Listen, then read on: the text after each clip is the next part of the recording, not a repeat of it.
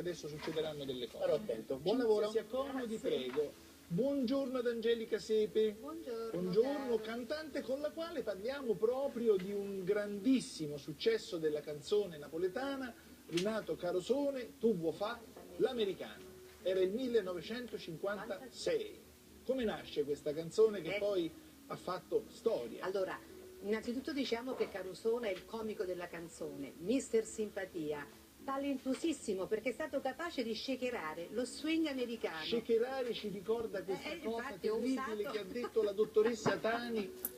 Ho Va usato bene. questo termine per shakerare appunto la musica napoletana con lo swing americano, quindi scimmiottare i miti di quel momento e poi l'Africa, perché lui è stato in Africa, poi ti racconterò un'altra cosa molto bella. Allora andiamo subito a vedere Renato Carosone, lo prendiamo da Totò, Peppino e le Fanatiche, 1958.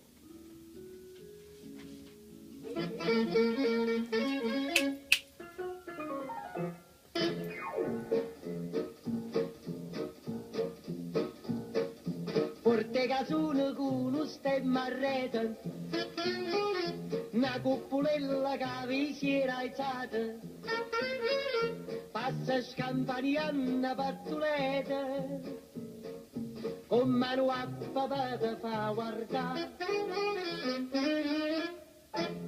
Tu fa l'americano, americano, americano, senta a me chi t'ho papà. Tu vuoi vivere alla moda, ma se bevi whisky e soda, poi ti senti disturbato. Tu a ballo rock and roll, tu gioca a baseball, hai sorte per camel, ti devi dare la borsetta di mamma, tu fa l'americano, americano, americano. Ma se nati in Italia, senta a me non c'è sta niente a fa, ok napolitano, tu fa l'americano, tu fa l'americano, tu fa l'americano, tu fa l'americano. C'è tutto dentro questa canzone, c'è Napoli, c'è l'America, c'è lo swing, c'è lo sberleffo del sassofono.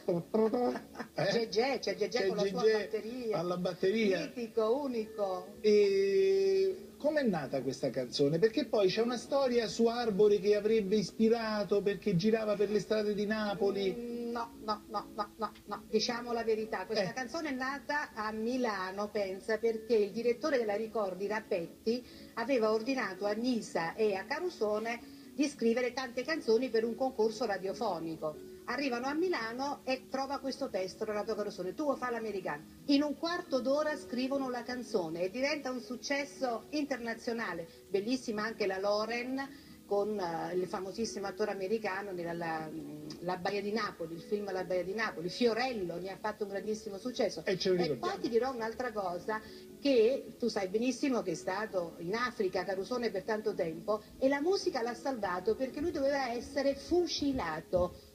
E un secondino che era lì, che gli faceva compagnia, suonava una fisarmonica molto scadente. Lui ha preso la fisarmonica, ha suonato con la sua vivacità e non è stato più fucilato. Pensa Quindi un questo po'. testimonia che la forza di una canzone La grande della napoletanità musica. può sconfiggere anche Sì, la sì. guerra. Grazie È a vero. Angelica Sepe Grazie e a a voi. questo punto passiamo di